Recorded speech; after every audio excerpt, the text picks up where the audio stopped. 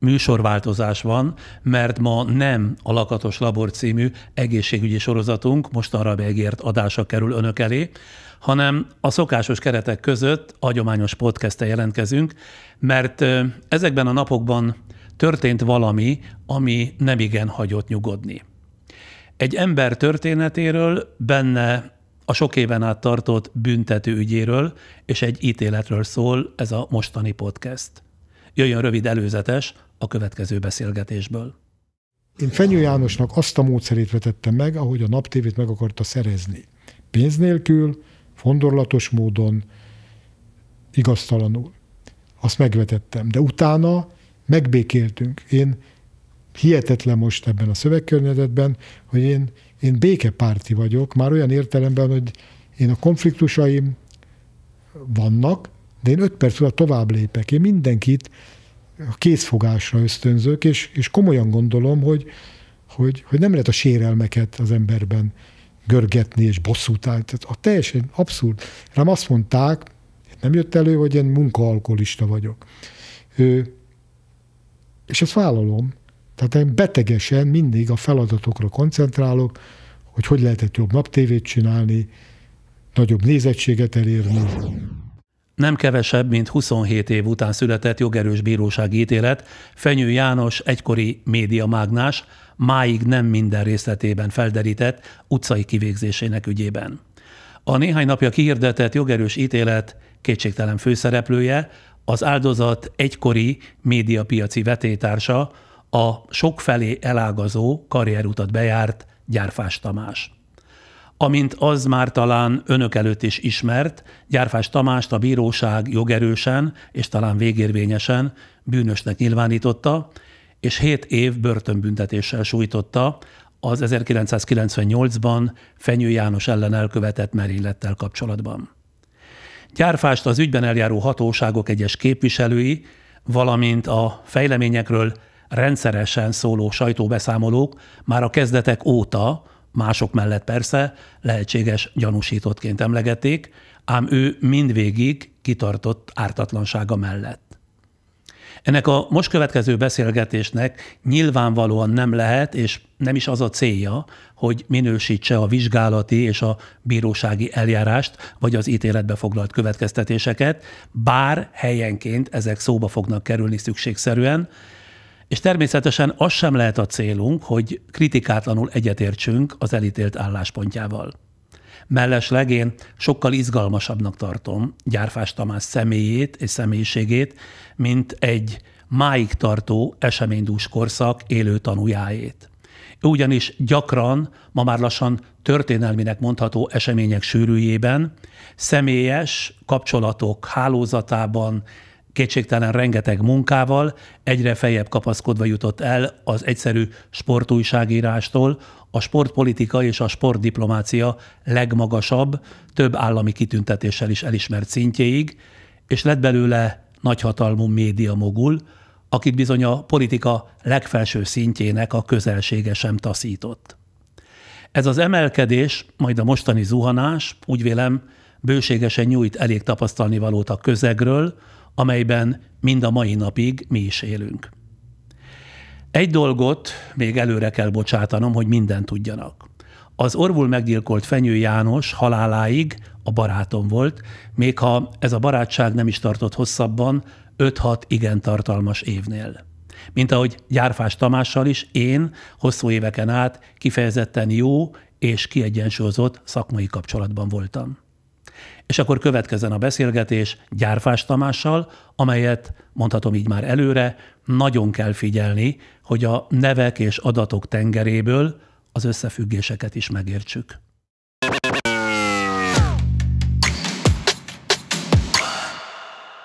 Rég nem találkoztunk. Hogy vagy? Nem jól. Hát ki az, aki ilyenkor jól érzi magát? Első látásra így, külsőleg, mintha belekeményedtél volna ebbe a 7 éven át tartott eljárás sorozatba. Ez a természetes, ez a normális.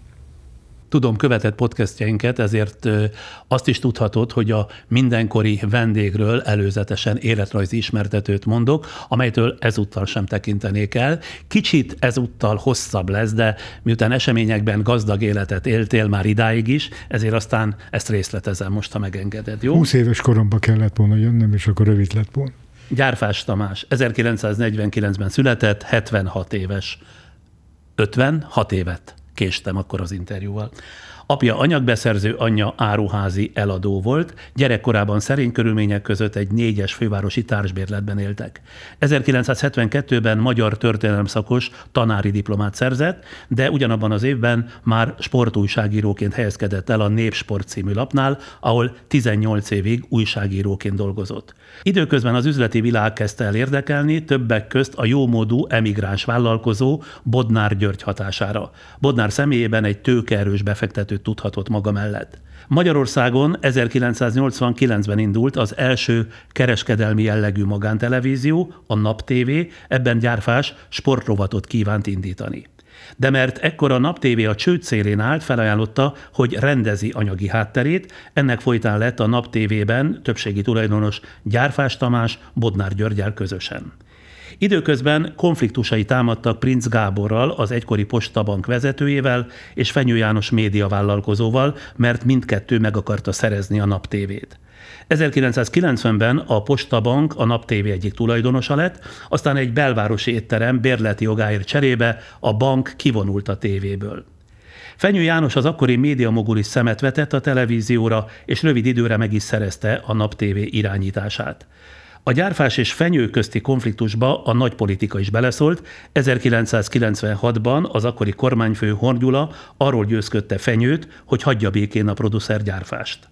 Amikor 1998-ban Fenyő Jánost meggyilkolták, a korábbi vita miatt Gyárfás neve is felmerült megbízóként, de Gyárfás és Fenyő addigra már rendezte konfliktusait. Gyárfás többször is kijelentette, semmi köze Fenyő halálához. 1998-ban az első Orbán kormány hatalomkerülése után Gyárfás tulajdonát, a Nap TV-t száműzte a köztévé, viszont az akkori TV3, majd az ATV befogadta a reggeli műsort. 2002-ben a Fidesz bukása után a Napkelte visszakerült a köztelevízióba. 2007-től kezdve azonban a Fidesz bojkottálta a Nap TV-t, azaz a politikusait nem engedte megszólalni ott, arra hivatkozva, hogy a műsor elfogult baloldali, valójában azonban az állt a konfliktus hátterében, hogy előzőleg Gyárfás meg akarta buktatni Schmidt Pált, a Magyar Olimpiai Bizottság akkori elnökét, aki a Fidesz politikusa volt.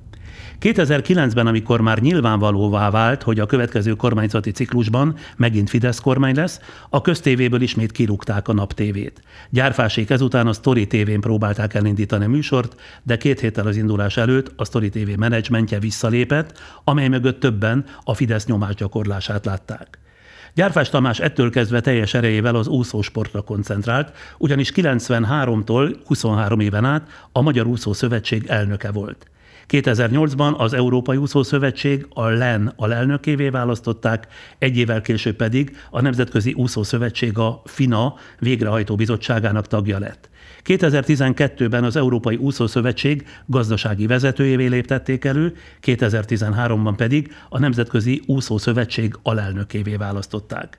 Nemzetközi pozíciójának tudják be, hogy 2013. júliusában egyhangú döntéssel ítélte Magyarországnak a FINA az úszó és vízilabda világbajnokság rendezési jogát, amit 2017-ben Budapest megrendezhetett. Mindezekkel párhuzamosan 2016. novemberében elmérgesedett a helyzet közte és az úszók között. Hosszú Katinka olimpiai bajnok távozása szólította fel Gyárfás Tamást, aki 23 év után 2016. november 30-án lemondott a Magyar Úszó Szövetség elnöki posztjáról. 2018. április 17-én a rendőrség előállította, és emberölésre való felbujtással gyanúsítva kihallgatta, majd őrizetbe vette Gyárfás Tamást a fenyőgyilkossággal kapcsolatban. A gyanúsítás alapja egy hangfelvétel volt, melyen Gyárfás Portik Tamással, az Energol RT 2016-ban elítélt vezetőjével beszélget a később József Rohács által meggyilkolt Fenyő Jánosról. Gyárfás a kihallgatása során mindenre kiterjedő vallomást tett, határozottan tagadta a terhére rótt cselekményt. 2019 elején a fenyőgyilkosság kapcsán új hanganyagok kerültek nyilvánosságra. Ennek nyomán a fővárosi főügyészség előre kitervelten elkövetett emberölésre való felbujtásért vádat emelt Gyárfás Tamás ellen. Az ügyben 2024. február 8-án született elsőfokú nem jogerős ítélet. Ez szerint Gyárfás Tamás bűnsegédként felelős a fenyőgyilkosságért, amelynek felbujtója Portik Tamás, Gyárfás pedig jóváhagyója volt. Ezért az első fokon eljárt bíróság 7 év fegyházra és 10 évi közügyektől való eltiltásra ítélte. Gyárfás miután minden tekintetben megalapozatlannak tartotta, fellebbezett az első fokon hozott ítélet ellen. A fővárosi ítélőtábla aztán pár napja másodfokon, immáron jogerős döntésében helyben hagyta a szabadságvesztés mértékét, a 7 évet, azonban bűnsegéd helyett felbujtóként ítélte el Gyárfást, akinek büntetését fegyház helyett az enyhébb fokozatnak számító börtönben kellett töltenie. Ami Gyárfás Tamás munkásságának elismeréseit, kitüntetéseit illeti, 3-szor kapta meg a Nemzetközi Olimpiai Bizottság médiadíját, továbbá az év sportvezetője volt 2-szer, valamint 2 állami kitüntetésnek is a tulajdonosa, 2003-ban a Magyar Köztársaság Érdemrend tisztikeresztje, 2012-ben a Magyar Érdemrend középkeresztje lett az övé. 2 felnőtt lánya és 3 unokája van. Hát akkor ennyi a nem túl rövid életrajz. Minden stimmelt a kivonatolt életrajzodban? Lényegét tekintve, igen. Azt még hozzá kell tennem, és ezt a nézők kedvéért is mondom, hogy tegeződni fogunk, hiszen a múltban hosszú munkakapcsolat kötött össze minket. Akkor kezdjünk is bele az érdemi beszélgetésbe.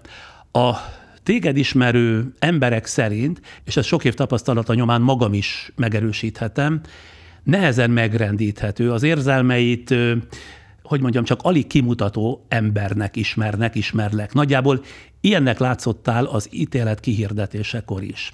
Készültél rá, hogy miközben minden szem, minden kamera rád szegeződik, erősnek kell mutatnod magad, vagy egyszerűen csak működött a sok évtizedes beidegződés?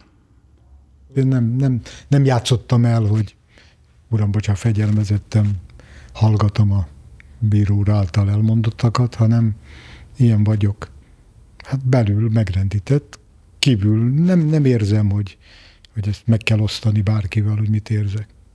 Szégyent vagy dühöt éreztél, vagy már tulajdonképpen egy kicsit ennyi év után hidegen hagyott, amikor ország, világ színe előtt jogerősen bűnösnek nyilvánítottak? A legelső ítéletnél előtt meg voltam győződve, hogy engem felmentenek. Az első fok előtt? Az első fok előtt.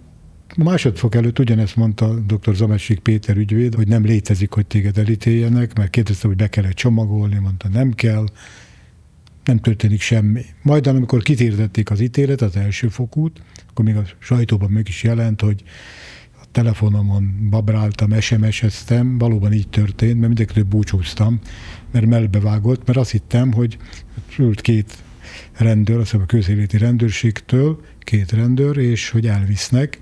A másodfoknál úgy szintén SMS-eztem, amikor a bíró elmondta, hogy most már nem bűnsegéd vagyok, hanem felbujtó, és megint búcsúztam, és akkor megint hazaengedtek, de hát nekik is a tényeket írtam, de abban benne voltak az érzelmek, meg ahogy azt olvashatták, azt el tudom képzelni, hogy otthon milyen sok hatást érthettünk el. Ha kedvező ítéletre számítottál, azt mire alapoztad? Hát nem csináltam semmit.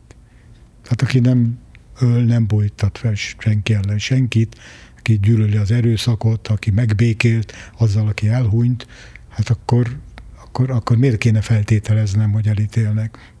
Hittem az igazságszolgáltatásban. Azért egy kedvezőtlen ítélettel nyilvánvalóan legalább ezrelékében számolnod kellett. Volt ilyen? Tehát, hogy milyen szempontok, milyen körülmények érvényesülésétől tartottál leginkább? Hát én kérdeztem, mondom az ügyvéd urat, hogy számolhatok-e ilyennel, kell-e gondoskodnom, előre látnom bármit, vagy elintéznem? Mondták, hogy nem.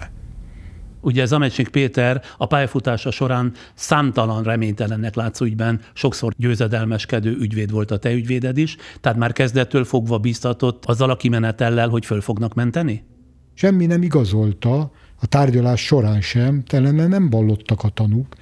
Tehát mi bizonyítottunk, a ügyészség nem bizonyított, hanem emelt egy vádat, megfogalmazta, hogy ez mire építi, olyan 10-12 különböző bekezdésekben különböző jogcímeket, meg feltételezéseket fogalmazott meg vádként, és azokat az embereket behívták, akik ebben érintettek, és senki nem úgy ment ki, hogy amit mond, vagy amit feltételeznek, az megalapozott. Mármint az ügyészség, amit feltételez, hogy azt a tanúk megalapozták volna. Igen, így értem.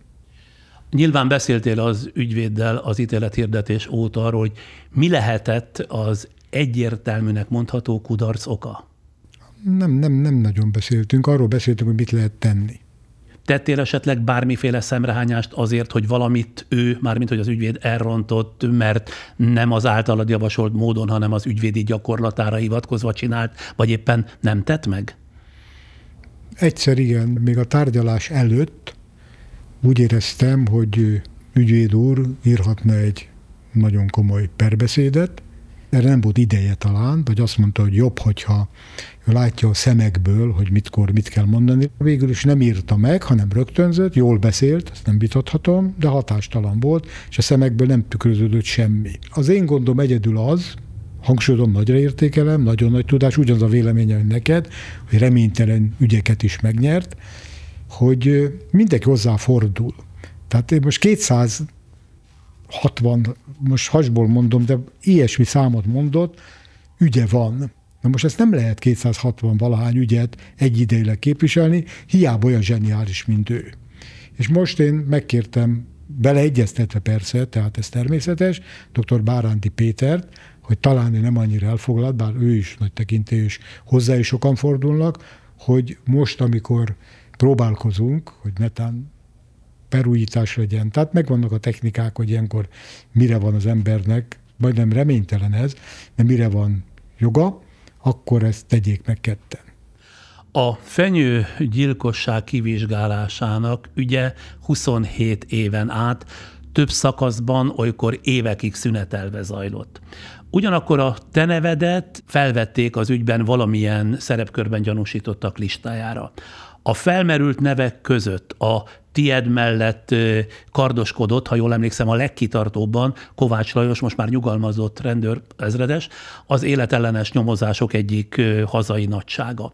Beszéltél vele valaha, akár hivatalosan, akár magánemberként, és sejted, vagy esetleg tudod, hogy az ő következetessége mögött milyen különleges ok húzódhatott meg, amiért a te nevedet folyamatosan forgatta?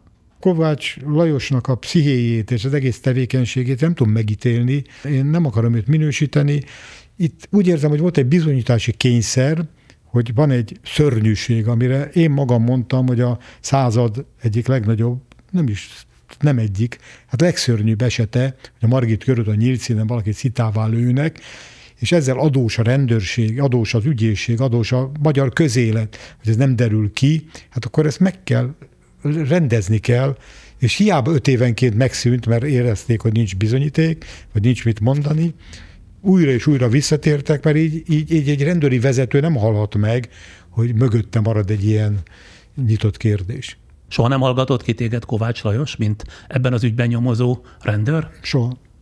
Az ügyvédet, Zamecsnik Péter már is bejelentette az ügy folytatását, ugye rendkívüli jogorvoslattal fogtok élni, de mire hivatkozva tervezitek kérni a rendkívüli jogorvoslatot? A bírósági eljárás hibájára kívántok rámutatni, esetleg teljesen új, eddig figyelemben nem vett tényekkel, az ügyben még be nem mutatott bizonyítékokkal állnátok elő, vagy korábbi bizonyítékok új megvilágításba helyezésére kerülne sor? Zamecsnik úr szerzett egy bizonyítékot, amit beadott a bíróságra. Neki elmondta, nem neki, egy ügyvéd kollégájának, egy úriember, hogy ő jelen volt, amikor elhangzott, hogy Princ Gábor megbízta Portik Tamást, és fizetett ezért 30 millió forintot, hogy terelje rá a gyárfásra a gyanút. Neki is érdekében állt, mert a postabankot támadta a népszava Fenyő meg a János. népszavája. És akkor a leírtak szerint, amit Zamecsnik úr nagyon okosan keveselt, ő azt mondta, hogy ez közjegyző előtt mondja el ez a úriember. Ki ez az ember egyébként? Nem név szerint, hanem milyen helyzetben volt az ügyhöz képest? Nem tudom, nem ismerem ezt az embert. Én életemben nem beszéltem bele. De ő is egy alvilági figura? Nem tudom. Én azt tudom, én olvastam a Abban nincs benne, ott az van, hogy én XY közjegyző előtt elmondom, hogy, és akkor elmondta azt, amit én most idéztem. És ezt még a másodfokú eljárás során, tehát a mostani ítélet előtt terjesztettétek elő? Jóval. Vélelmeztem, hogy hát ez nem lépik át, és kérdeztem, hogy hát van egy bizonyíték arra, hogy netán ki a gyilkos, hogy azt nem vizsgálják ki, hanem az közömbös, az lesöprik. Lesöpörte a bíróság? Tehát nem is tárgyalta ezt az okiratot, ezt a közjegyzői okiratot? Ennyit mondott a bíró, hogy nem fogadtam be a két Zamesik Péter által benyújtott indítványt, vagy bizonyítékot. Mi volt a másik? A másik pedig az volt, hogy 2017. szeptemberében egy ember hozott nekem 5 oldal anyagot írásban, és ebben a Portik gyárfás hangszalagok beszélgetés részletei voltak kivonatolva. Ezek a hangfelvételek egyáltalán mik? Ebbe is avasd be akkor bennünket. Tehát Portik Tamás 6 hangfelvételt készített 2003-ban és 2004-ben, tehát megjelent nálam, becsöngetett. Onnan ismertette őt, hogy be tudott csöngetni hozzá? Onnan, hogy 1994-ben egy évig bérelte egy ingatlanomat. Tehát ismertétek egymást egy házbérlés kapcsán. Házbérlés kapcsán, és 96-ban pedig, amikor engem meggyanúsítottak Kaposváron 96 májusában egy áfa ügyben, amit 2 hét múlva annuláltak, mert téves volt, akkor ő eljött hozzám, ez megjelent a Népszavában, hogy engem meggyanúsítottak, és felajánlotta a szolgálatait. Azt mondta, hogy neki Kaposvárat, meg mindenütt vannak rendőr ismerősei, lemenne és segítene nekem. Miért vetted igénybe? Egyáltalán miért álltál szóba? Hiszen már akkor is tudtad, hogy Portik egy bűnöző. Azért, mert tudtam, hogy egy bűnöző, és bűnözőkkel nem ütközöm. Jobb egy emberrel inkább kommunikálni, mint elzavarni, mert ha beszélgetek valakivel, akkor szót tudunk talán érteni. Ha elzavarom, nem tudom másnap mi történik. Te némiképpen féltél ekkor Portik Tamástól? A beszélgetéseink során, mert akkor több beszélgetést felvett, elmondta, hogy itt van ez a kőoszlop, ha én holnap azt mondom, hogy nincs ott, akkor nincs ott. A beszélgetéseink során ezt mind meghallgatta a bíróság. Elmondja, hogy tudom, hogy hova jár a lányod tornázni. Ezek elhangzottak Ezek konkrétan? elhangzottak, igen. Portik kicsit megpróbált téged kézben tartani. Portik azzal jött, hogy én tartozom neki, mert ő nekem segített. Tehát arra utal. Ebben a bizonyos áfa ügyben? Nem az áfa ügyet mondta, ő azt mondta, hogy tartozom neki, mert ő segített nekem, és itt utalt, hogy mintha ő a fenyőt végzett volna, vagy végeztetett a fenyővel, és ezért én tartozom neki, mert ettől nekem nyugodt lett az életem. Na de hogy jön a sokkal korábbi áfa ügy egy sokkal későbbi fenyőgyilkossághoz? Ti folyamatosan kapcsolatban voltatok Portikkal ez idő alatt? Nem. 1996 májusában volt ez az áfa ügy. Akkor ő eljött, hogy segítene. Vagy visszajött, és mondta, hogy nem tud segíteni, de mutatta, hogy pénzzel mindent el lehet intézni. Erre én nem adtam neki egy fillért sem, eltűnt 5 évre. 5 év múlva visszajött, erről vallott a bíróságon. Ő valójában azért jött vissza, hogy belőlem csaljon ki egy mondatot bármi áron, hogy én őt megbíztam a fenyőgyilkossággal. Miért volt ez neki olyan fontos? Mármint, hogy Portiknak. Hogy belőled kicsalja ezt a mondatot? Ő azt mondja, hogy a rendőrség kérte tőle, hogy egy ilyen mondatot csaljon ki, hogy ellenem akkor kellő alappal lehessen vádat emelni, de az 512 perc alatt egyetlen ilyen mondat nem fogalmazódott meg, hogy én téged megbíztalak. 512 perc az összes hangfelvételnek az összideje. Így van, így van. Amit megtaláltak a Farkasréti temetőben 20 év után egész véletlenül. De a bíróság erre építette a vádat elsősorban. Hogy mire építette? Arra építette a vádat, hogy én egy beszélgetésben mégiscsak megerősítem, hogy én őt megbíztam. A bíróság 2 beszélgetésből kreált egy harmadikat, ami nem hangzott el. Az egyik beszélgetés az 2004. február 7-én lett felvéve, a másik beszélgetés 2,5 hónappal később. Akkor először hallgassuk meg a 2004. február 7-i beszélgetést, amelyben te és Portik beszélgettek, ugye? Igen. Én mutattam, és kérdeztem tőled, hogy mi legyen az emberrel? Szétbasszuk? Erre te mondtad, hogy igen. Nem értettem ilyeneket. Most nehogy kitaláld a végén. Én ezt úgy emlékszem. És te mondtad nekem, hogy nem érted, hogy miért tönkre akarja, te el akarja venni tőled a tévét, stb. Ez volt tehát a 2004. február 7-i beszélgetésetek. Igen. Tehát Portik kérdezi tőlem, hogy Kimondhatjuk, hogy szétbasszuk-e az embert. Igen. Erre Portik folytatja, hogy erre te azt mondtad, hogy igen. Tehát nem a Gyárfás mondja azt, hogy igen, hanem a Portik úgy mondja, hogy te igen. Majd Gyárfás közbeszól. De le is játszottuk ezt. Én ezt úgy emlékszem, akkor hogy. Rögtön ő közbevág, tehát én a szétbasszukra nem mondtam azt, hogy igen, basszuk szét. Egyébként ott többször elmondták a bíróságon, hogy a szétbasszuk az nem azt jelenti, hogy lelövöm, hanem agyonverem, de én erre sem mondtam. Tehát ezt sem erősítetted meg, hogy a Portikkal ez a párbeszéd valamikor így zajlott, mert nem hangzott el a szádból. Soha. Na most akkor nézzük meg a 2,5 hónappal későbbi hangfelvételt. Tehát ez, amit most hallottunk, volt 2004. február 7-én, amit pedig most játszunk be, az 2004. április 20-án hangzott el, Portik és közted. Igen. Majd eljött a legközelebb, és azt mondtad, hogy ezt úgy oldjuk meg, hogy mit csináltál, az is megoldás. De én széttártam én nem tiltakoztam, de nem erősítettem, és nem cáfoltam, és azt mondtad, hogy te kurva okos vagy. Én okos. Igen. Nos, hát a bíróság úgy ítélte meg, hogy a 2004. február 7-én feltett szétbasszuk kérdésre én 2004. április 20-án egy egész más beszélgetésben én széttártam a karom, és nem tiltakoztam, és nem erősítettem, és nem cáfoltam, tehát igazoltam, hogy igen, basszuk szét, sőt, még a bíróság hozzátett, hogy bólintottam is. Hát de honnan lehetett volna egy hangfelvételnél a bólintást hallani? A bólintás az nem hallatszik. Tehát nem is mondom, de mondhattam volna, hogy széttártam a karom, és bólintottam. Nem, én nem mondtam azt, én azt mondtam, hogy erre én széttártam még abban sincs nyilván a karomat, bólintásról szó sincs. Tehát a bíróság ezt a 2,5 hónapos különbséggel keletkezett, 2004-es 2 hangdokumentumot összevonta, és kvázi olyan, mintha az első beszélgetés feltevésére te a másodikkal feleltél volna. Ugye jól értem? Hát nem összevonta, hanem összemosta. Még olyat is mondtak szakértők, hogy ő azt mondja, hogy szétbasszuk, és erre én széttárom a karom, ez azt jelenti, hogy csinálj, mit akarsz. Mi közöm hozzá?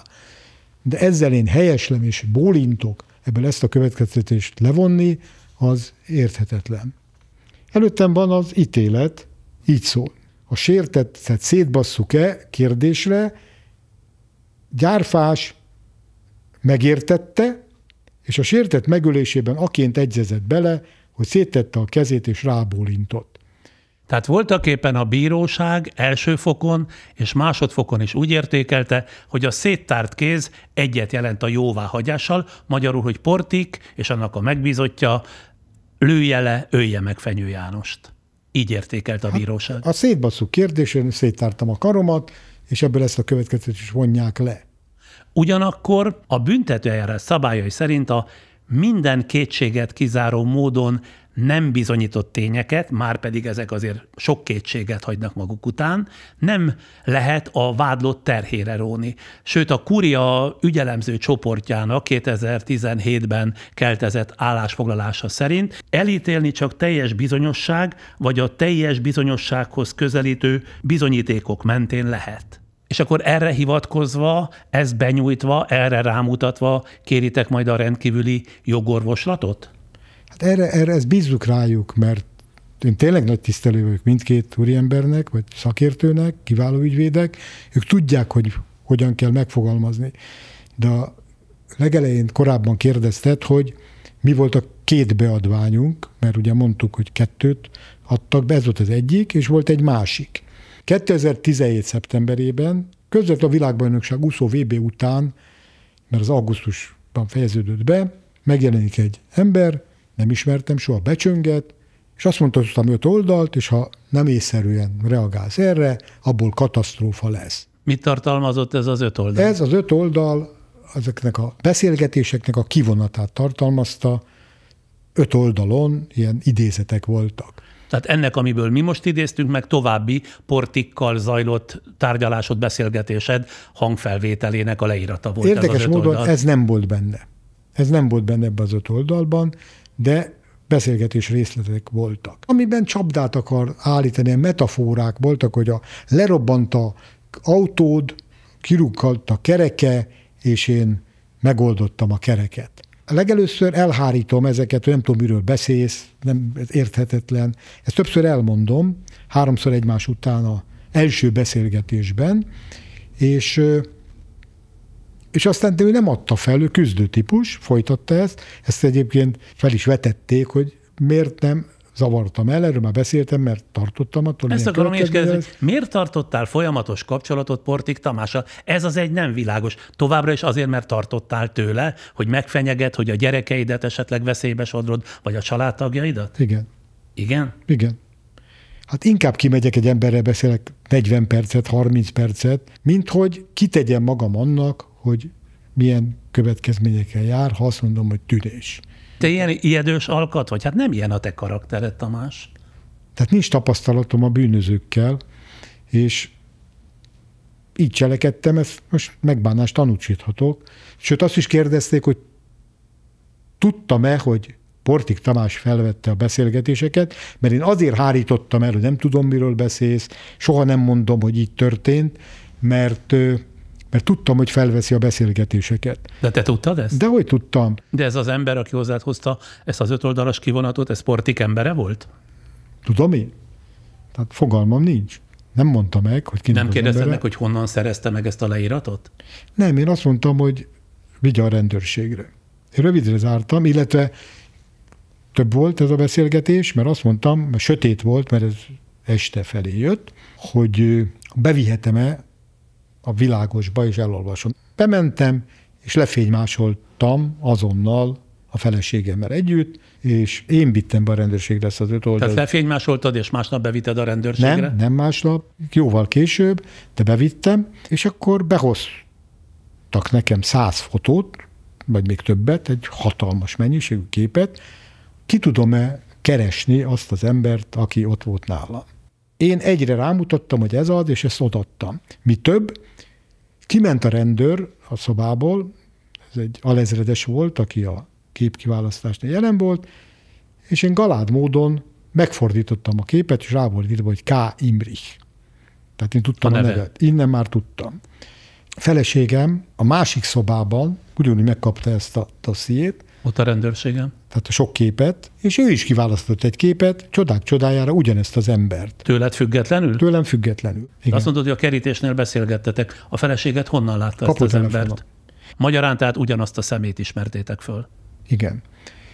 Ezt a személyt a rendőrség ezek után, ő meg tudta azonosítani, mert a neve megvolt, ő elfogta, és akkor ezt az embert többet magával, negyed magával egy üvegfal mögé állították, mindenki kapott egy számot, ilyet eddig csak moziba láttam, és kérdezték, hogy melyik, és én mondtam, hogy a 4-es. Engem kiküldtek, majd behívták a feleségemet.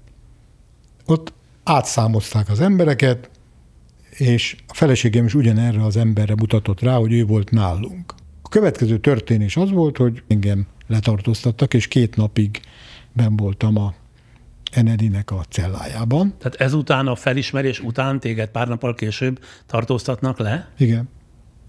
Miért? Ezt az embert meg hazaengedték. Változatlanul nem értem, hogy K. Imrich, illetve az általa hozott 5 oldalnak mi a jelentősége az egész ügy szempontjából, amiért akkor átlép a rendőrség, hogy téged előzetes letartóztatásba helyeznek 2017-ben. Nem tudom. És akkor 2021-ben feltűnik egy új ember egy pótvád alapján 4-es számú tanúként, aki elmondja, hogy ő 2017-ben járt nálam, és átadott 5 oldalt, amiről eddig beszéltem, hogy K. Imrich adta át, akit felismertünk. Nem, ő adta át. És ezt állítja magáról valaki az ügyészségi indítványban, mert az ügyészség adta be ugye a pótvádat. Pontosan. És hozzáteszi, hogy azért ő adta át, mert őt küldték hozzám, akik ezt megfogalmazták, mert ő 20 évvel korábban, 1997-ben, tehát 1997-ben még Fenyő János halál előtt hozta nekem Portik üzenetét, hogy a dolgok realizálódni fognak, mint aki azt üzenné, hogy Portik megnyugtat, hogy meg fogják ölni a fenyőt. És 97-ben ki volt az, aki hozzád bármit is hozott? Senki. Tehát semmit nem kaptál. És az életben nem láttam ezt az ember. Ez az ember, aki azt mondta, hogy 17-ben azért küldték hozzám, mert 97-ben jött egy ilyen üzenettel, egy gyilkossági ügyben való részvételért nem kapott, csak egy felfüggesztett börtön. Most ennek az embernek hát érdeke volt, hogy ezt hazudja. Na most... Gondolod, hogy arra vették rá, hogy ő ezt állítsa, és ezért kapta a felfüggesztett börtönbüntetést, noha sokkal súlyosabb bűncselekményt követett el ez az ember? Ez meggyőződésem. Mert mi olvastuk az ő vallomását, az első vallomását. Zamesnyik úr azonnal írt a bírónak, hogy ezt az embert kényszerítik, belemagyarázzák, hogy te ugye azt mondtad, de nem így mondtad akkor, hanem azt mondtad, hogy ugye küldött. Tehát az egész szöveg egy ilyen agitatív, hogy meggyőzi a rendőrség, a vallotó tiszt, hogy azt mondja, amit hallani akar. Tehát ez az alap. Ezt még a rendőrség csinálja? Ezt a Nemzeti Nyomozóiroda csinálja, igen. Ennek az érdeke, hogy ezt mondja, mert ezek után kapja ezt a kedvezményt. Most ezt az embert a bíró beidézte természetesen a tárgyalásra, de monitoron jelentkezett, tehát ilyen távkapcsolás útján, nem jött be személyesen, de ez még elmegy, hanem nem lehetett látni az arcát, hanem csak a hangját lehetett hallani. Ott a tárgyaláson nem vetítették ki az arcát, csak a hangját? Nem vetítették ki, csak a hangját lehetett hallani. És ennek mi volt a magyarázata? Nem tudom. Én hallottam a hangját, ő látott engem. Most nálam volt ez az 5 oldal, mert ott elmondta ugyanezt, hogy 97-ben ő járt nálam, vagy a dolgok realizálódni fognak, 17-ben is ő volt. És mondom, 17-ben mit hozott hozzám? És felemeltem egy lapot. Ezt a lapot? Azt mondja, igen, egy lapot hoztam. Ezt az egy lapot? Igen, ezt az egy lapot. Hát erre mondom, hogy a bíróság rendelkezésére áll, most ezek nem azok a lapok, hanem 5 oldal, annyit adott át. Hát azt mondja, egyet adott át. Nem mondom, 5-öt adott. És mondom, mi volt ezen a lapon? Azt mondja, ez egy cetli volt, és 2-3 idézet, vagy 3-4 idézet maximum. Hát erre mondom, hogy itt van nálam az anyag, a bíróságnak is megvan, az ügyészségnek megvan, én adtam át a rendőrségnek, ezen 50 idézet van, 90 sorban. Tehát megdőlt ennek a úrnak a vallomása. A szavahihetősége. Szavahihetősége. De én már önmagában azt sem értem, hogy pro és kontra mit adott hozzá ehhez az egész fenyőgyilkossághoz. Tehát miért volt ezeknek a személyeknek, mindegy is, hogy egy szeméről vagy 2-ről van szó, kiemelt jelentősége? Nagyon nagy jelentősége van, mert hogyha igaz az, hogy nekem Portik Tamás üzent, hogy a dolgok realizálódni fognak. 97-ben, akkor azért üzente, mert biztos én rábírtam őt erre. Aha, tehát ezzel nyert volna bizonyítást az, hogy te valamikor megbíztad a Portikot fenyő likvidálásával. Hát a Portik azt üzeni nekem, hogy a dolgok realizálódni fognak. 97-ben az azt jelenti, hogy én megbíztam. Azért üzeni, hogy nyugodjak meg, a dolgok realizálódni fognak. És ennek az embernek az állítását, hogy ő 97-ben járt nálad, mégpedig egy ilyen üzenettel, hogy dolgok realizálódni fognak, ezt a bíróság elfogadta? Az ítélet szerint igen, de megengeded azért, hogy megmutassam az ítéletnek a fonákságát, azért idézném, a 201. oldalon van. Annak nem volt jelentősége, hogy a 4-es számú tanút Gyárfás Tamás vádlott, és a felesége sem azonosította azzal a személlyel, aki később 2017-ben az üzenetet vitte, hanem K. Imriket választották ki a felismertetésre bemutatáson. És hogy tovább tetézzem, a bíró ugye látta a monitoron ezt az embert. A bíró bekérte a zenetől, megkapta az általam és feleségem által felismert szemét. A bíró rendelkezésére állt a 2 kép, és azt mondja, hogy ennek nincs jelentősége. Az ítéletben ezt olvastam fel az előbb.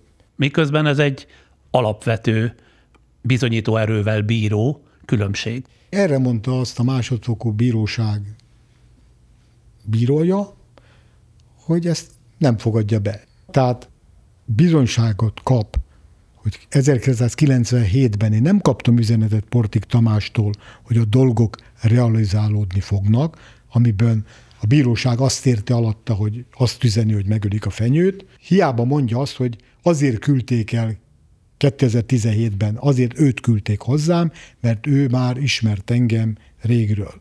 Ha ezt az egész kapcsolati hálót nem is értjük, vagy nem is tudjuk jól értelmezni, én azt nem értem, amit nagyon sokan most már szakmai körökben is hangoztatnak, hogyha te voltál a megbízó, a felbujtó ezek alapján, akkor kevés ez a 7 éves börtönbüntetés, hiszen elvetted egy ember életét. Tény, hogy ezt nagyon nehéz megérteni, de a bíróságnak erre 5 éve volt. A rendőrségnek 20-valahány.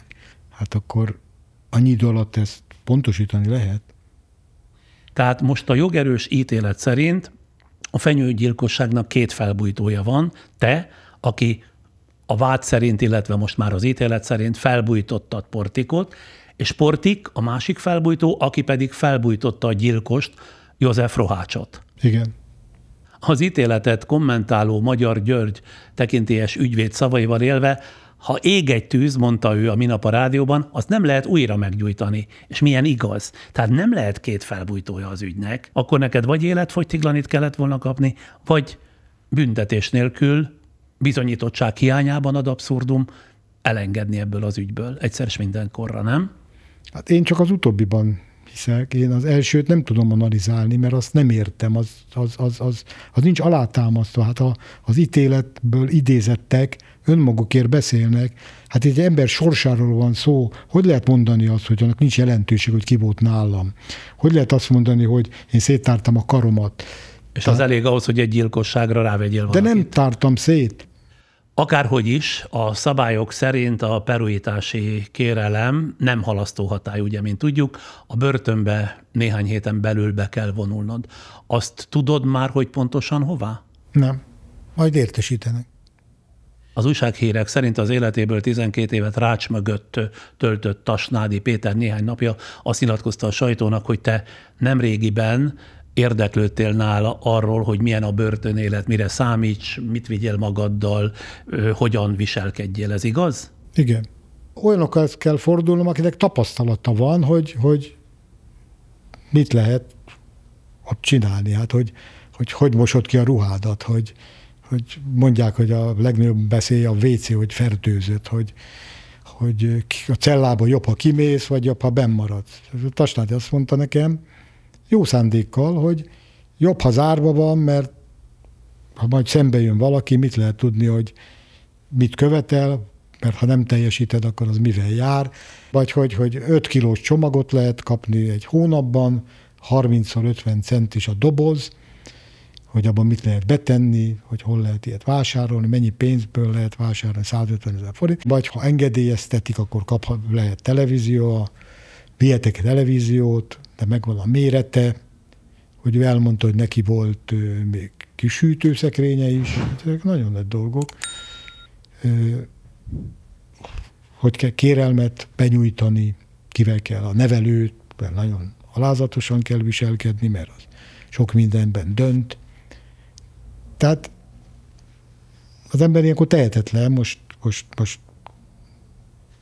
kihez forduljak. Na de azért csodálkozom ezen, hogy egyáltalán szóba álltál vele, mert Tasnádi Péter az ügyben korábban rád vallott, azt állítva, hogy évekkel azelőtt te megkerested őt, hogy ölesse meg Fenyő Jánost, de a megbízást ő nem hajtotta végre. Szembesítésen 13-ban elmondta nekem, ez szintén dokumentálva van, mert a rendőrség ezt lejegyzi, hogy azok, akiknek ő korábban azt mondta, hogy én megbíztam, mert büszke volt, hogy hozzáfordulnak az alvilág, a keresztpapához az emberek, ha bajba vannak, azok elkezdtek ellene tanúskodni, hogy megbíztam, és ő hajtotta végre a gyilkosságot. És ő rákényszerült, hogy azt mondja, hogy ő nem ölt meg senkit, hanem engem le akart húzni, így mondta, hogy pénzt kapott tőlem.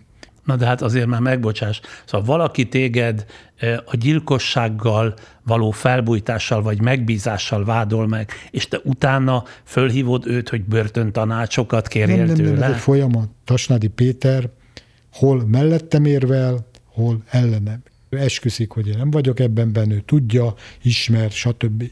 Tehát ő, én így mondtam, mint egy kompenzál, mert mondják neki, hogy te feladod a megbízódat, ez is egy abszurd, hogy ő a keresztapa, és én tényleg megbízom, és ő tényleg azt mondja, hogy te megbíztad, hát akkor neki összedől a nimbusza, pedig ő erre mindig büszke volt, hogy ő a legnagyobb. De te nem bíztad meg, azt állítod Tasnádit azzal, hogy ölje meg a fenyőt. Igen, hát hogy bíztam volna meg? És ha megbíztam, akkor meg nem hagyja végre, hanem ő azt mondja, hogy átvert engem.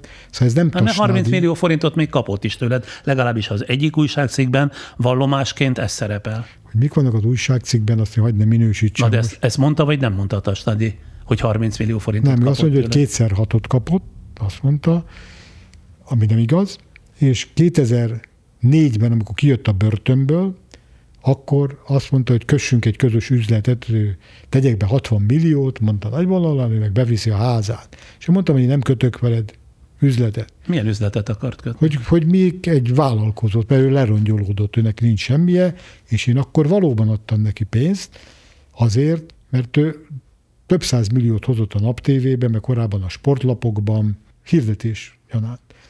És ő megint reaktivizálni akarta magát, hogy ő megint ott hirdetéseket, és a Nap TV a hirdetésekből élt. És én úgy ítéltem meg, hogy segítek, még azt is elmondom, de ők részletek, ellopták a Mercedes gépkocsimat, ami sokszorosa volt annak, mint az ára, mint amit én adtam neki, akkor is felhívtam, mert én régről őt ismertem. Tehát, hát ezt mondom, hogy útfélen azért beleakadsz olyan személyekbe, akik nem akarom minősíteni. Péter gyermekkora óta ismerem jószerivel, és ilyen előzmények után segítettem, amikor segíteni kellett. Mennyit adtál neki kölcsön ezek szerint? 10 milliót. De ez kölcsön? Igen. Ő azt mondja, hogy ajándék. Én biztos voltam, hogy nem kapom vissza, én úgy kaphatom csak vissza, hogy hirdetésekben. De elmondta azt is, hogy nála a Kovács Lajos többször bent járt a cellában. Azt mondta, hogy kinyitom a celládat, hogyha te a gyárfásról kellő megalapozottsággal információt adsz. Ő nem mondott semmit, mert nem volt mit mondania. Tehát ő 14 évig ellenállt számos kísértésnek. A 10 milliót az ő kitartó ellenállásáért is adtad neki? Nem, én ezt abban reményben adtam, hogy kölcsön, de tudtam, tehát ilyen címen adtam, de tudtam, hogy nem kapom így vissza ezt a 10 milliót, de reméltem, biztos voltam benne, hogy hirdetésekben ez megtérül. Uh-huh. De hogy mondjak valamit? Igen. Tehát amikor a Portikról beszéltünk, hogy kérdezted, csak most jutott eszembe a beszélgetés folyamán, hogy Portik ugye fenyegetett azzal, hogy tudja, hogy a lányom hova jár szabad idejében, mit csinál a családom, nem járnak jól, ő elégtételt vesz rajtuk, ha én bármit teszek. És Portik Tamás többször elmondta, ezt kigyűjtöttük, 50 és 100 között van, hogy én bemegyek a rendőrségre, bemegyek, és rád vallok, és neked évekbe telik, amíg kimosod magad, és azt is mondta, hogy nekem sok kapcsolatom van már, mint neki, és ha én megkérek valakit, hogy mondja azt, hogy te megbíztad, és az elmondja, és én őt felkészítem, akkor úgy szintén ember legyen a talpán, aki neked majd hiszem, hogy ez nem így volt. Ő ki akarta provokálni, hogy én mondjam azt, hogy megbíztam, és ez nem sikerült neki, de 100-szor nekifutott, mert egy küzdő típus, és ez nem következett be. Na de mit akart ő ezzel elérni? Sok pénzt akart, hogy adjál neki sok pénzt, és akkor befogja egy életre a száját, és nem fog zsarolni? Portik nem kért tőlem pénzt, Portik kért tőlem papírt, hogy adjak egy igazolást, hogy én adtam neki kölcsön x milliót. Mert ha jön az APEC, akkor ő tudja igazolni, hogy miért van pénze. Ez volt az egyik, amit ő akarta. A döntő pedig és az adtál? volt. Papírt, de hogy adtam. Ő azt is kérte, hogy én mutassam be rendőrnek, tekintélyes politikusnak, ügyésznek, és segítsem, járjak el az érdekében. Mert ő ellen áskálódnak, ellene nyomozás folyik még mindig. Tehát kapcsolatokat akart a teréveden kialakítani? Ez volt a domináns. Ezt nagyon sokszor mondta, nevesített is embereket, hogy ki mindenkit szeretne. Én mondtam a bíróságon, hogy mutassanak egy embert, akinek én a Portikot bemutattam. Tehát én a Portikot senkinek nem mutattam be, nem szóltam az érdekében, nem adtam neki egy fillért, se ő is elmondja. Volt 100 kérése, 58 különböző kérések voltak. Egyet se teljesítette. Na jó, de ha már az üzletet említetted, ahogy az életrajzodból is kiderült, bölcsész diplomával lettél újságíró, majd üzleti tevékenységbe kezdtél. Érdekes lehet az a folyamat, amelynek során arra meggyőződésre jutottál, különösképpen az előzmények ismeretében, hogy kevés neked a szokásos sportújságírói karrier, és inkább kipróbálnád a képességeidet az üzlet, a médiavállalkozások dzsungelében. Erre mi vezetett? 2004-ben kint voltam Los Angeles-i olimpián, meghívtak a Sport Illustrated magazinhoz. Ott megismerkedtem Bodnár Györggyel véletlenül. Bodnár György egy üzletember, és valamiért engem megkedvelt, és amikor hazatért, azt mondta, hogy legyek az által alakított cégnek a ügyvezető igazgatója, az adta ki a szaknévsort. Oda is hirdetéseket kellett hozni, jócskán. Na de te addig újságíró voltál. Addig újságíró voltam. Mi vonzott az üzlet felé? A pénz, a pénzszerzés, vagy mi? Persze, hogy a pénz is. Hát 56 000 forintot kaptam havonta akkor a Bodnár által vezetett cégben. És mennyi volt újságíróként a fizetésen? Azt hiszem 120 000. A kettő együtt össze, úgy indultam, most lehet, hogy akkor már 240. Más viszonyok voltak, meg más helyzetben voltam. És igen, jól jött ez a pénz, de ez a névsort mellett dolgoztam ott, majd a Bodnár azt mondta, hogy szeretné a főállásban lennék. Mondtam, hogy csak akkor, ha én is indítok egy sportlapot itt, úgy indult a Sport Plus heti lap. És akkor a kettő együtt volt a munkám, a sportújságírás megmaradt, és emellett ezt a szaknévsortnak hívták, aki számít, benne van, ez volt a szlogenje, és felvirágzott, és annak én voltam a vezetője. És kiderült, hogy nekem van üzleti érzékem. És mit tanultál tőle? Az első hazai, ha jól tudom, kaszinó tulajdonostól, meg médiavállalkozótól, meg a sportbizniszben is utazó Bodnártól? Nagyon okos ember volt, ma is az, mert él, csak elszakadtunk, és ez egy biztonságérzetet adott, hogy ott áll mögöttem. Furcsa módon, amikor a Nap TV-t megszereztük, akkor ő azt mondta, hogy nyugodtan menjek el erre a tárgyalásra, és ő biztosíték, hogy fent tudjuk tartani. Mondott is egy összeghatárt, hogy meddig. Tehát ő adta a pénzt, te pedig a szellemi muníciót, lehet azt mondani? Ő azt mondta, hogy ha gond van, ad pénzt, de nem volt gond, mert reklámból sikerült behozni azt a pénzt, amitől a Nap TV az eddig 2-szer jelentkező, rövidesen már 4-szer, 5-ször jelentkezett, majd az MTV igényt tartott rá, és bement az MTV-be. Fenyő Jánossal mikor ismerkedtetek meg, illetve hogyan találkoztatok? Fenyő János én nem ismertem. Először a RTV újságot mi adtuk ki egy ideig. A rádió és televízió újságot, ami annak idején a rádió és a televízió műsoráit közölte. A piacon azt hiszem egyetlen lapként. Igen. Én ezzel nem akartam foglalkozni, és a Fenyő fizetett ezért 20 millió forintot a Nap TV Kft-nek, nem nekem, és megkapta az újságot. Tehát üzletben találkoztatok, igen. Egy üzleti viszony kapcsán. Igen. És versenytársak lettetek, vagy vetélkedésbe kezdtetek, vagy mi volt a konfliktus kettőtök között? A konfliktus akkor kezdődött, amikor ő a Nap TV-t munkanélkül el akarta orozni. Miért volt ez neki fontos? Vélelmezem, hogy a Nap TV akkor nagyon népszerű volt, ha bárkivel bármi történt, az másnap ott volt nálunk, legyen szó politikusról, miniszterről, bárkiről, és ez nyilván egy érték volt, hogy egy média Cézár, mert ő az volt, ezekkel az emberekkel így módon közvetlen kapcsolatba kerül, még ha a népszava meg is volt neki, de a tévém akkor is már vonzóbb volt. Tett ő üzleti ajánlatot? Tehát anyagi ajánlatot esetleg, hogy megvásárolná tőled a Nap TV-t? Nem. Az MTV akkori alelnökével, aki korábban a Nap TV főszerkesztője volt, azzal állapodott meg, hogy a műsor szerkesztését az általa vezérelt csapat fogja végezni, az MTV ezért neki fizetett, és úgy állította be, hogy én milyen jól járok azzal, hogy átvállalja azt a műsorvezető költségét, nekem csak a gyártás feltételeit kellett biztosítanom. Miért érte meg ez Fenyőnek? Mert ő lett a műsor szerkesztője, az általa vezérelt csapat. Te ezt hogy vetted? Szörnyen. Nem próbáltatok egyeztetni, egyezkedni a Fenyővel? Nem, akkor a Fenyő a Népszava újságban ütött, vágott, ahol csak ért. Erre mondta azt a Peták István, az akkori elnök, hogy ő ebbe a vitába nem folyik bele, annak a javára dönt, aki mellett a kereskedelmi kamara választott bíróság állásfoglal. Elmentetek tehát a választott bírósághoz. Igen, és ott nekem kedvezett a döntés, visszakaptuk a televíziót 1996. október 11-én. Na most ilyen őrült nincs, hogy győztünk, és visszakaptad a Nap TV-t? 16 hónappal később győztesként megkeresem Portikot, hogy öljétek meg Fenyő Jánost. Van olyan is, hogy bosszú, azért mondjuk. De 16 hónappal később, és közben mi megbékéltünk. Igen. Kezet fogtunk 97. februárjában a Marriott szállóban többek szemeláttára. Minden peres ügyünket meg is szüntettük. Aláírtuk, az ügyvédeink, dokumentálták. Tehát akkor minden illuzórikus.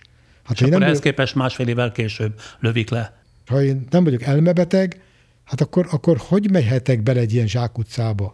Hogy tehetem ki magam ennek? Akkor mi a te verziód erről a gyilkosságról? A Fenyőnek nagyon sok ellensége volt. Valakinél betelt a pohár. Mondanak ukránokat, oroszokat, magyarokat, bankárokat, üzletembereket. És az a verzió például nem lehetséges, hogy valaki esetleg úgy gondolta, hogy elébe megy annak a várakozásnak, hogy aztán utána később felét fordulva ezért pénzt kérjen, hogy mégiscsak kiiktatta azt, aki neked mondjuk a legfőbb vagy egy fontos ellenlábasod volt. Ilyen verzió nem elképzelhető? Nem tudom, de 2003 júliusában jött a Portik hozzám, 5 évvel a gyilkosság után, és azt mondta, hogy jót tettem neked. Tartozol, hogy te is segíts nekem, és kért 100 dolgot.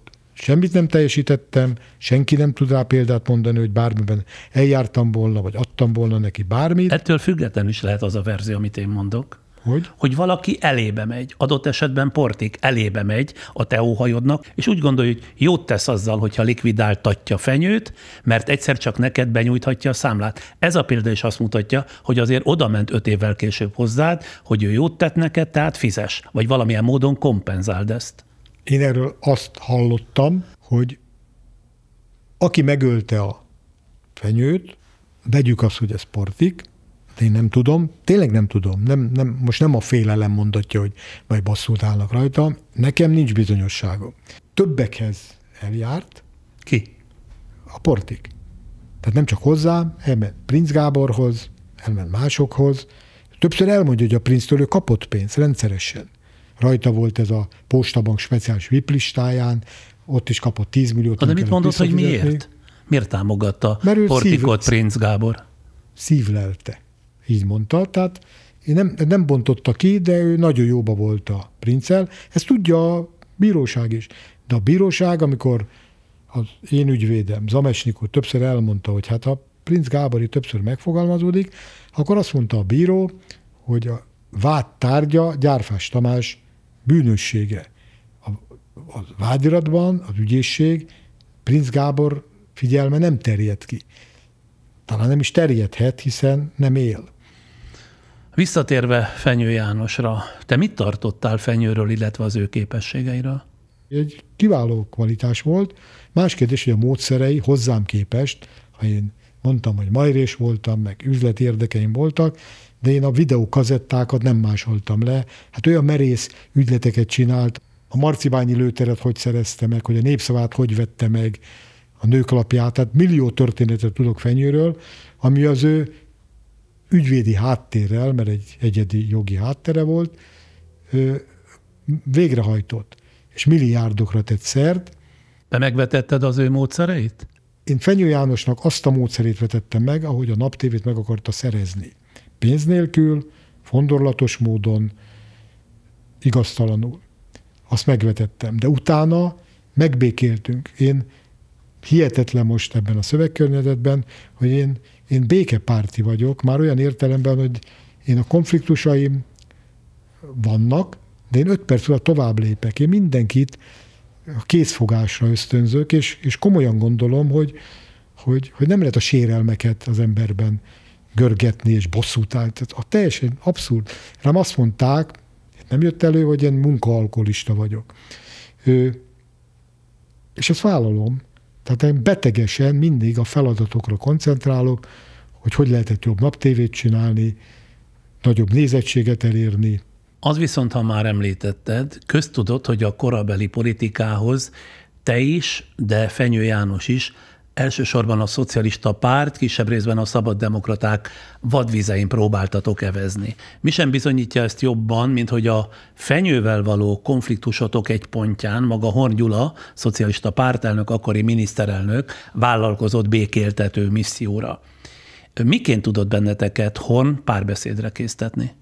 Ezt mondják, hogy Horn Gyula mit tett, de ez nem kapott igazolást, legalábbis előttem. Tehát te nem beszéltél a Horn bíztatására a Fenyővel? Nem, én soha nem beszéltem a Fenyővel erről. Fenyő csak a Népszavában írt rólam, 96. október 11-ig. Utána egy betűt nem írt. De az kétségtelen, hogy azért a politikához, most hagyjuk ki ebből Fenyőt, te nagyon közel voltál. Mintha te is a napkeltét arra használtad volna, hogy folyamatosan alakítgasd a politikai kapcsolataidat. Miért volt neked szükséged a médiavállalkozónak arra, hogy jóban legyél politikusokkal? Hiszen egy médiavállalkozónak, ha pártatlannak nem is, de tárgyilagosnak feltétlenül lennie kell.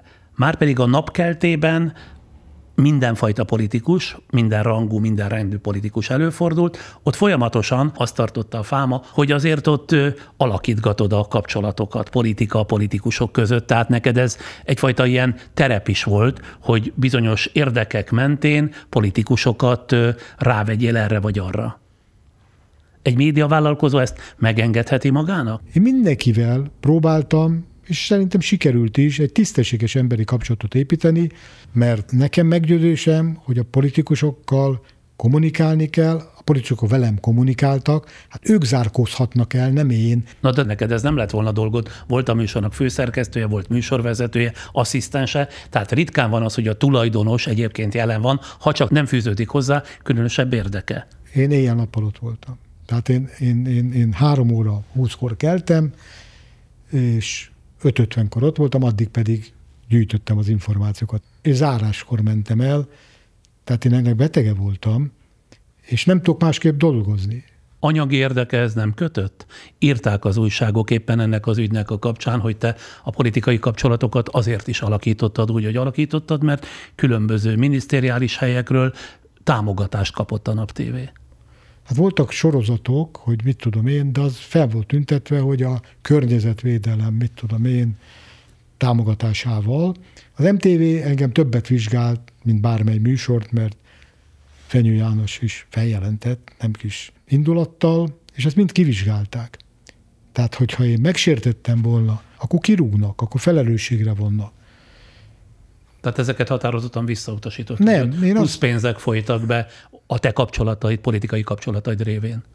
Én mindent elkövettem annak érdekében, hogy a Nap TV gazdaságos legyen, de mi nem kaptunk egy fillért sem az MTV-től. A napkelte előállításáért nem kaptatok pénzt? Nem.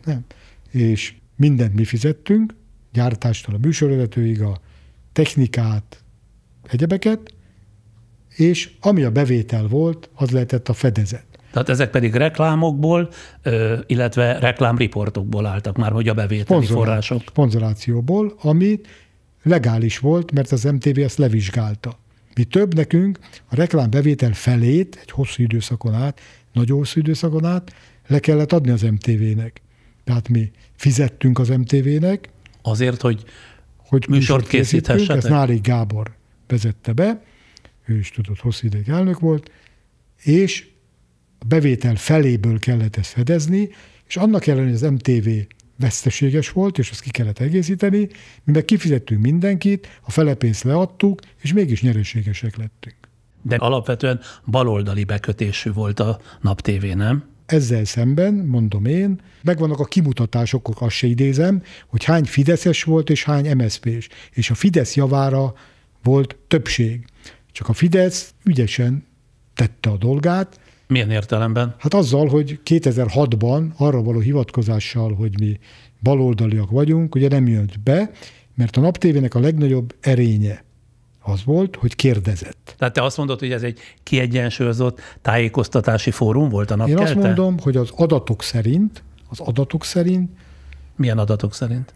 hát a felmérve nézték, hogy hány MSZP, és le kellett adni a tévébe konkrétan, hogy hány párt tag volt ebből, és mennyi a másik oldalról. És Fidesz fölény volt. Többen voltak számszerűen. Akkor miért ragad rád? Mivel magyarázod azt, hogy a Napkeltét mégiscsak a balliberális oldalhoz sorolták be? A Napliben voltak kérdések. Keresztűz volt, vagy ösztűz, mi így hívtuk, volt Kimpadon, és ott ültek miniszterek, és feszengtek. Akkor is a szocialisták voltak, meg akkor is a fideszesek. Igen. És ott voltak nálunk a szemkilövött emberek, tudjad, 2006-os. Amikor ilyen volt, tehát mindenki ott volt, de előítéletek vannak, hogy a Nap TV szörnyű volt a maga mi voltában. Elismerem. Elismerem azt is, amit mondtak rám, Gyárfás spórolós, tehát gazdasági szemléletű. Tudom, mit kaptam azért, hogy én leoltom a villanyt. De leoltottad, nem? Leoltottam, és ma is azt tenném. Én a feleségemmel veszekszem otthon, a mai napig pedig módos ember lettem, hogy oltsd a villanyt, ha kimész a szobából. Más kérdés, hogy ő kimegy, és 2 perc visszamegy, aki felgyújtja, és nem oltja le. Tehát Ilyenkor megrovod a feleségedet is? Meg. Kérdezd meg tőle. Tehát, ha ez egy hibás szemlélet, hogy takarékoskodj, akkor én ezt vállalom, és csak arra költs, amire muszáj, de arra tisztességgel. Én így gondolkodtam, és ma is tenném. Annak idején, 1998. februárjában hogyan és hol értesültél Fenyő meggyilkolásáról? Nap TV-ben értesültem, épp értekezletszerű lehetett, mert többen voltak a szobában, és ledöbbentünk. Volt benned pont az előzmények okán némi megkönnyebbülés? Dehogy volt. Kétségbeesés volt, hogy hol élünk. Hát borzalom. Eszembe sem jutott, hogy nekem meg kell könnyebbülnöm. Attól, hogy az az ember, aki 16 hónappal korábban vetélytársam volt, aztán megbékéltünk, meghalt. Én ilyet nem kívántam, de akkor se kívántam volna, ha még vetélytársam közben ölik meg. És akkor azt mivel magyarázod, hogy amikor különböző helyzetekben felmerült a neved, mint a gyilkosság megrendelőjé, alkalmanként nyomást gyakoroltál médiumokra, főszerkesztőkre, újságírókra, hogy ne foglalkozzanak a fenyőgyilkosságban vélelmezett szerepeddel. Még arról is szólt a fáma, ha jól emlékszem, hogy az akkori ügyvéded irodájába zártál újságírókat, míg ők meg nem ígérték, hogy nem írnak az ügyről. Én senkit nem fegyelmeztem, hogy ne foglalkozzon az üggyel. Amikor a HVG-ben megjelent 3 név, Székely Herbert, Prinz Gábor és Gyárfás neve, mint potenciális gyanúsított, akkor találkoztunk egy ügyvédi irodában velük, és az ügyvédem azt kérte, hogy igazítsák ezt helyre. Kivel? Újságírókkal? Az újságírókkal, igen. Ott azt hiszem 2 újságíró volt a HVG-től, és mondták, hogy helyreigazítják, mert elfogadták az érveket, és azt kértük, nem zártam be őket, nem volt kulcsom, hogy itt fogalmazzátok meg, úgy búcsúzzunk el. Ne utólag tudjam meg, hogy milyen sorokkal teszik ezt helyre. De egyéb nyomást nem gyakoroltál újságírókra, hogy ne írogassák a te nevedet a fenyőgyilkossággal összefüggésben? Nem. A Napkelte likvidálása után te dupla gőzzel, vagy tripla gőzzel belevetetted magad az úszósportba, előbb a Hazai Úszószövetség, majd a Nemzetközi Úszószövetség főhivatalnokaiként. Az erősen sporteredményorientált, nem tudom jobban fogalmazni, Fidesz kormányzata 2012-es londoni olimpia magyar úszó sikerei után még kormányzati kitüntetésben is részesített téged. Igaz, ezt most olvastam, csak elfelejtettem már, ennek átadásakor Balogh Zoltán miniszter állítólag nem kívánt veled kezet fogni. Minek érezted magad ebben az életszakaszban? Megtűrtnek, hasznos baleknak, vagy mégiscsak üldözöttnek? Hiszen kicsavarták a kezedből a Napkeltét. Ha megengeded, egy dolgot pontosítanék, a köztársasági elnök, a miniszterelnök, Orbán Viktor, a parlament elnöke adta át nekem a díjat, hogy kezet fogtak. Balogh Zoltán 2 héttel ezen ünnepség előtt nem fogott velem kezet, amikor is egy külön ünnepség keretében oklevelet nyújtott át. 2012-ben függetlenítették a Nap TV iránti indulatokat, ami jogos vagy jogtalan volt, azt ítélje meg mindenki. A díjat azt a sportért kaptam, mert ott Az olimpián Gyurta Dániel győzött és Risztov Éva, tehát ez kettős. A sportban elfogadottnak, sőt, díjazottnak, a televíziózásban negatívnak, száműzetnek tekintettem magam. Miért lettél te nem kívánatos személy a televíziózásban? Mert a Fidesz ugye 2006-ban azt mondta, hogy ez nekik nem kell, erről már beszéltem, hogy mi élesek voltunk a Fidesz politikusaikkal szemben is, és ezt nem akarta a Fidesz. Tehát nem azért, egyrészt, mert annak idején Schmidt Pált te magad is megfurtad, tehát nem szeretted volna, hogyha ő lesz a Magyar Olimpiai Bizottság elnöke. Schmidt Pál esete az egy egészen speciális. Tehát én nem furtam meg Schmidt Pált, és nem is akartam megfúrni. Schmidt Pál, amikor ellene indult ez a fellépés, akkor a Fidesz alelnöke volt, és Európai Uniós képviselő. És az volt az érzette sokaknak, nem én kezdeményeztem ezt, csak sokan kifaroltak, hogy szerencsésebb, ha egy olyan elnök van, ő legyen tiszteletben elnök, aki itthon van, és aktív.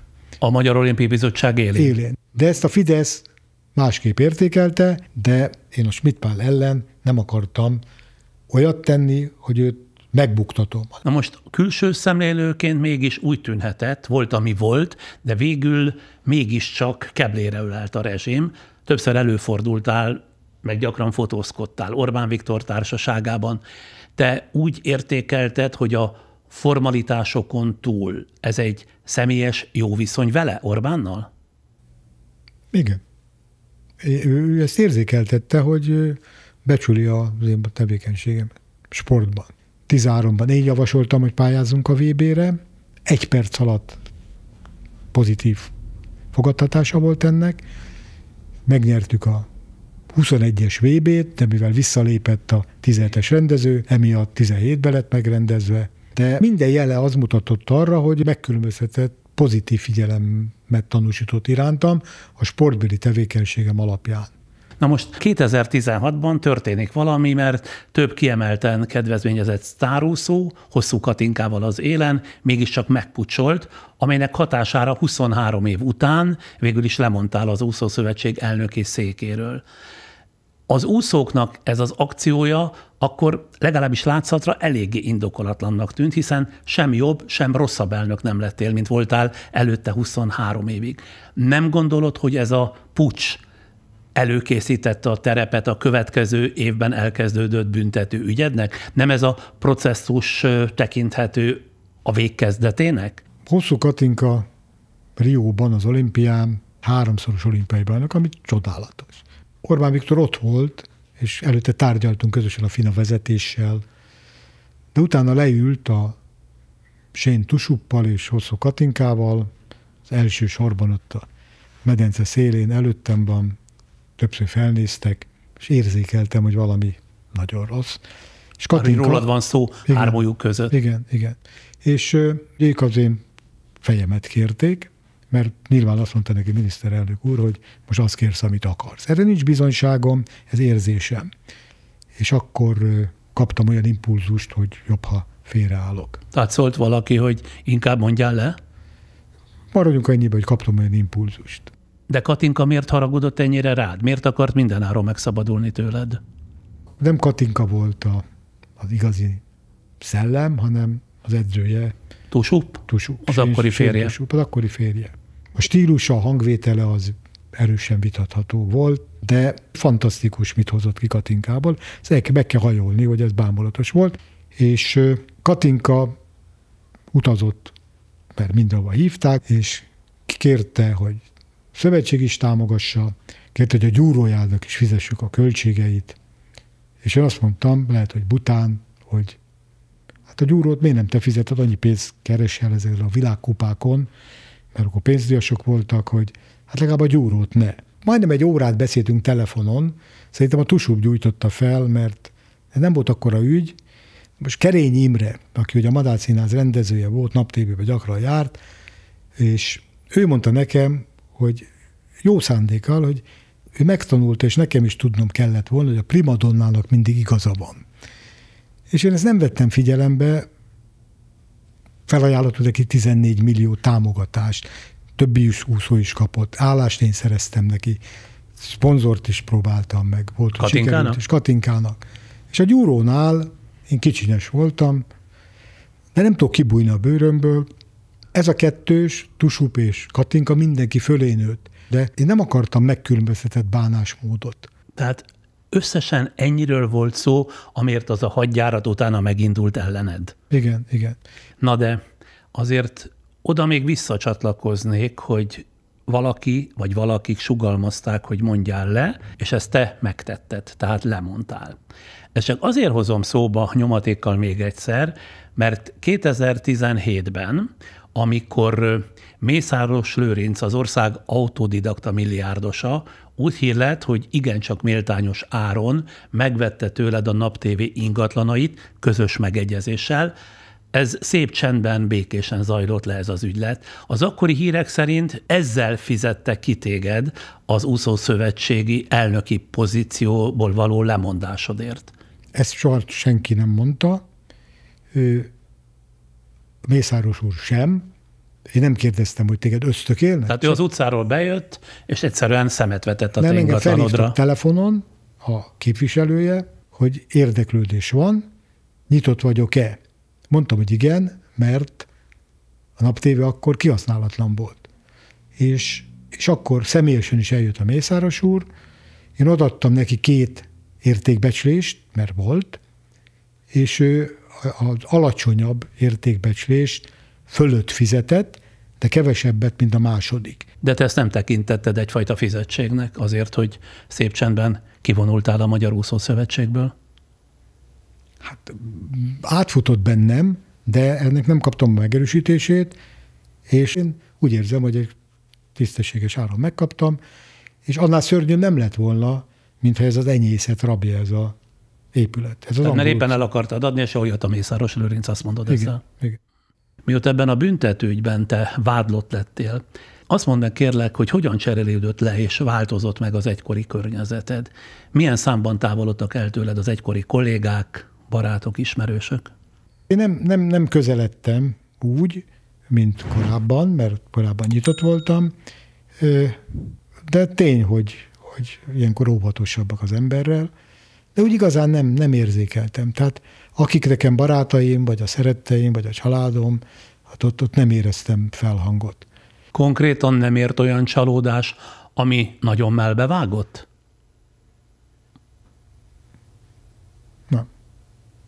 Nem volt olyan, aki másképp viszonyult hozzám, mint korábban. Tehát azt kaptam, amire számíthatok. Én nem voltam népszerű ember, de mindenki elismerte a teljesítményt. A munka érdekében én nem voltam simulékony. Én megköveteltem nem csak magamtól, hanem másoktól is a teljesítményt. Az elmúlt 7 évben minden napod, minden órád, és némi túlzással minden perced arról szólt, hogy ezzel az üggyel, a büntetőügyeddel foglalkoztál? Kifelé azt mutattam, hogy nem, belül persze, hogy ott van az ember agyában. Ez nyomasztó, és most is persze, hogy az ember ott van, hogy mi lesz hónap, vagy amikor menni kell, de nem érzékeltetem, akikkel beszélek, vagy kommunikálok, hogy rám mi vár. Amióta a büntetőügy tartott, mi vagy kijelentette a stabilitást az életedben? Akik eddig. Tehát ugyanazok, szeretteim. Feleséged? Lányaid? Persze, maximálisan.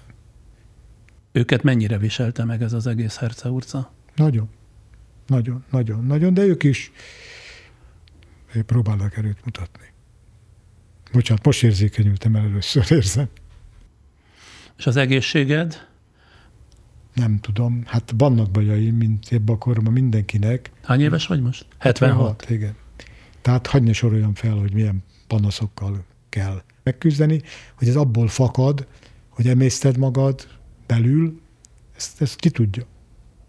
Manapság mivel telnek a napjaid, amíg meg nem érkezik a behívó? Tájékozódom. Hogy mi vár rám, hogy mit jó tudni. Hogyha én levelet akarok írni valakinek, akkor most kell egy kölcsönösen aláírt papírt rekonstruálni, ezt javasolják, mert bentről már nehezebb, Aztán azt vagy jóvá hagyják, hogy én írhatok például neked levelet, ha igényt tartanál rá, vagy nekem van ilyen indítatásom, mert annak írhatsz, akinek megengedik. Vagy azzal Skype-olhatsz, vagy azt hívhatsz fel telefonon, mert van egy időlimit, hogy ha minden jó, mert nekem 80 percen van, nem 61 hónapban, amit telefonálhatok, mert ott nem tudom, hogy milyen fokozatba kerülsz, és 60 perc után az a telefon, amit kapsz, amit bérelhetsz, az megszűnik.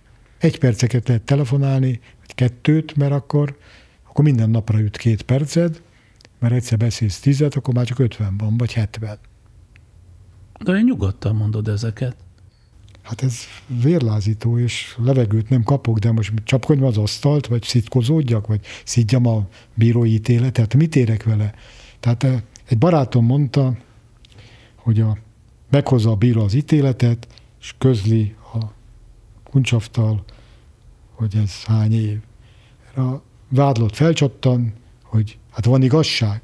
Erre a bíró válaszol, harcol, és azt mondja, hogy ez az ítélet. A már korábban a beszélgetésünkben többször emlegetett Tasnádi Péter az egyik újságnak arra a kérdésére, hogy mihez kezd az ítélet után Gyárfás Tamás, a következőket mondta, idézem. 3 lehetőséget tudok elképzelni. Vagy megtiplizik az országból, és talál magának egy olyan helyet, ahonnan a milliárdjai miatt biztosan nem adják ki, vagy bevonul a börtönbe, esetleg öngyilkos lesz. A másik 2-nek van esélye? Megszöknöm, nincs okom, mert akkor én bűnös lennék, akkor szöknék, mert megengedhetném anyagilag. A másik 2, hogy öngyilkos legyek, hát ilyen nem, eszembe nem jutott. Aztán, hogy az ember letargiába esik-e, vagy sem, vagy mit csinál. Többen tanácsolják, hogy írja a könyvet. Az élet gazdag volt, az a kérdés, hogy én ezt hogy írom meg. Többen jelentkeztek egyébként, hogy megírnák a történetet. Persze nem fogok elbújdosni, bevonulok.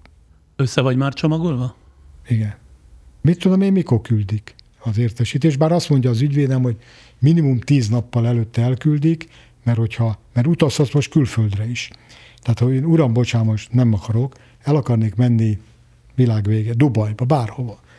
És akkor másnap jön a levél, hogy hónap gyere be, mert különben, ha nem teljesíted a kellő időben a bevonulást, akkor azt a kedvezményt, mert nekem a 7 év helyett úgy döntött a bíró úr, hogy 3/4 kell letöltenem, ha jól viselkedem. 5 év 3 hónapot. Igen.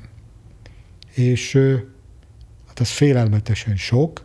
Mire gondoltál, amikor az elsőfokú ítélet után valahol úgy fogalmaztál, hogy ha a börtönbe kell vonulnod, onnan te élve már nem jössz ki? Hát én akkor akár is nézem, 83-ba lépek. Na most hogy tudom felmérni, hogy tudok eljárni? Tehát milyen beteg leszek közben? Hát ott mindennek, a fertőzéstől kezdve, az idegösszeroppanásig, a melankóliáig, hát kaphatsz egy edérgörcsöt, tehát minden lehetséges. Nem tudom. Sok erőt kívánok neked, Tamás, és köszönöm, hogy eljöttél ide.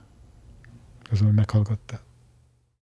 Gyárfás Tamással beszélgettem, azt követően, hogy néhány napja a köztudatban a magyar maffia történelem egyik legnagyobb port kavart ügyében Fenyő János médiavállalkozó 1998. februári kivégzésszerű meggyilkolása után nem kevesebb, mint 27 évvel jogerős ítéletet hozott a fővárosi ítélőtábla. Gyárfás Tamást felbujtóként 7 év letöltendő börtönbüntetésre ítélték. Ma eddig tartott podcastünk, és akkor, ha minden jól alakul, legközelebb tényleg május 1-én jövök, ezen keretek között már friss beszélgetéssel, de mert mára a Lakatos Labor alvásról szóló adása volt beígérve, ennek a beszélgetésnek Lakatos professzorral és Pureb György pszichológussal, alváskutatóval holnap, péntek este 8 órakor lesz a premierje. Találkozunk tehát holnap este 8-kor is.